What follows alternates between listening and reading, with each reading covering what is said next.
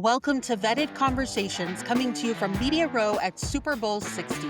This is our roadshow series where we take the mission on the road and our bias for patriotism travels with us. Today, our guest host, Army veteran and entrepreneur Jermaine Clark sits down with Fredericks, better known as KevOnStage, comedian, content creator, and proud military brat.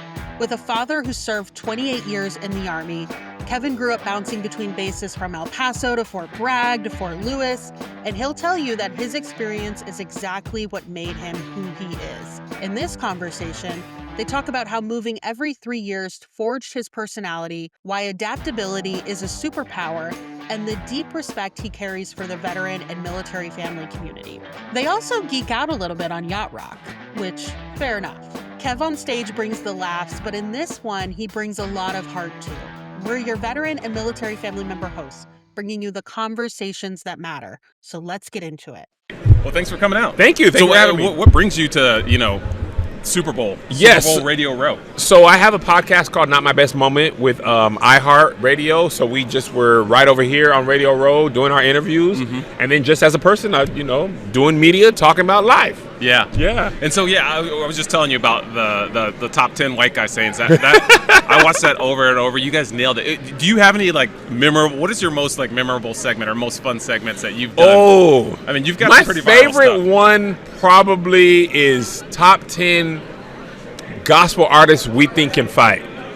Because it is so random, and we really thought about who could fight. So yeah, that's probably the most wild thing, and probably the most representative, or celebrities we think could fry fish. Ooh. Or top 10 white guy sayings, or top 10 white people songs that black people love. Because there's a lot. That was heavily Bobby Caldwell. But he's not really. That ain't he white. But we mean like Kelly Clarkson, Natasha Bedingfield. We talking about, we know you white. You is white. Call me maybe. Call me maybe. Stuff like that. That's what we talking about. Yeah. See, now you got my mind. I'm supposed to be interviewing. I'm like, man, there's some bangers out there. Like Phil Collins. Oh, come on.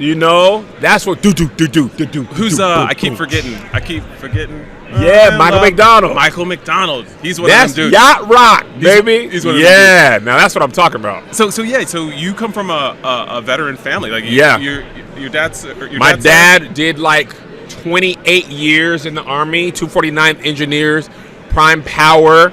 My wife's dad did 20 plus years in the Army, so we're both military brats. We met on a military base. Go on. At a high school, Fort Lewis, Washington. Okay. Yeah, we went to high school where all the military kids went.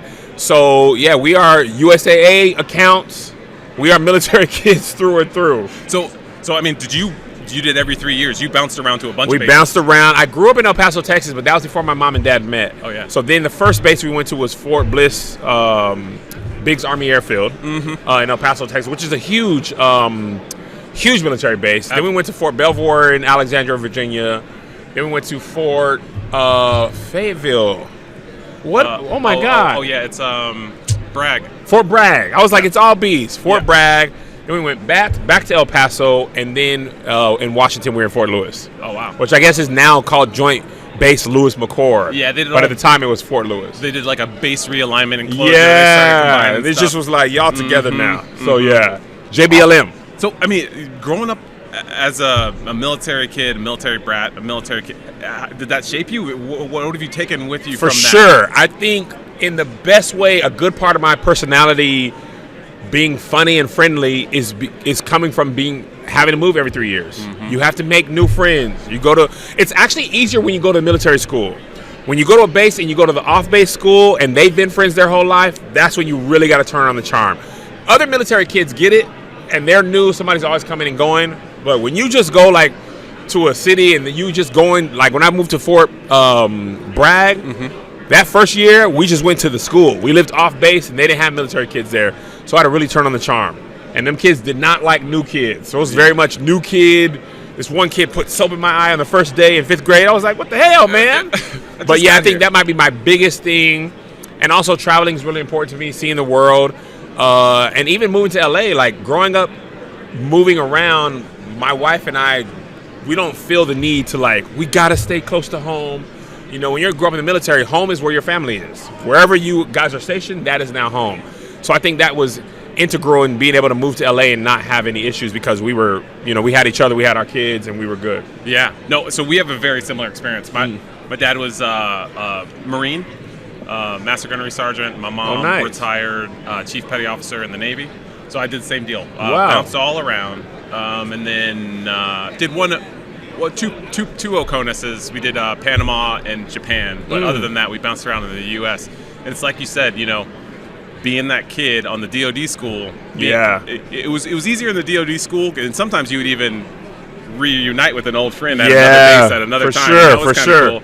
But then a couple of times, like when we were in Michigan, I had to go to school off the base, and it was weird. I was also one of like 10 black kids at the school. And then that's also a problem. You know what I mean? But it's like you said, though, I got kids now, and we live in one place, and they're not forced to learn a set of skills to jump in new situations, make new friends. Yes. And so I can definitely see that as a superpower that you have in your content. Yeah, absolutely. So, I mean, thanks for your time. Of course. I wanted to ask, do you have any message you want to share with the veteran community, veteran military family community? Yeah, I just want to thank you for your service. Thank you for your separation. My dad separation from your family is what I meant.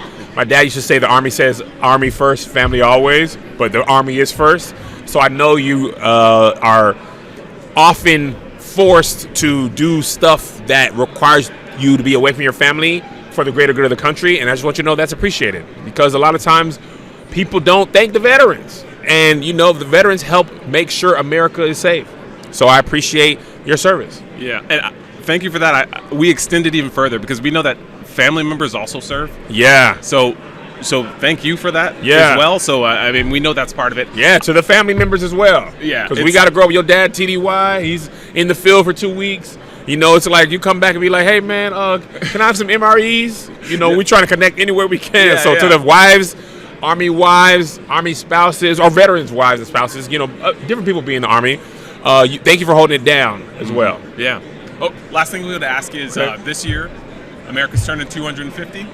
Last year, the military, the service, Army, Navy, Marines turned 250. So if you could just give us a happy birthday, military service, happy birthday, America. All right. That'd be great. Happy birthday, happy birthday, Army? Yeah, happy birthday to the military. Okay. Happy birthday to America. Happy birthday, America, and happy birthday to the military. Thank you, brother. Appreciate it.